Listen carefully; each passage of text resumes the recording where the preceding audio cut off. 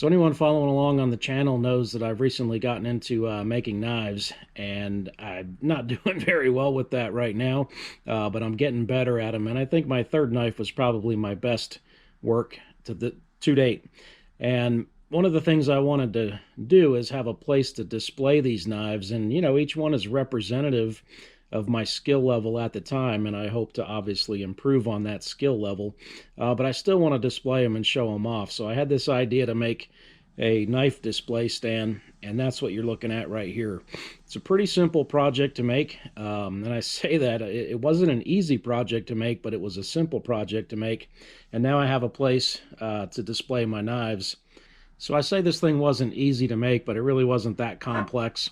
But just kind of designing it from scratch, and I didn't really know, how I wanted this angle. I didn't really come up with this design until I went through kind of 2 trial runs. And initially I started out with this piece. Actually, this is the piece, and I welded this onto the back of the leg. The first time I did that, it was too straight up and down, and it would have probably fallen forward.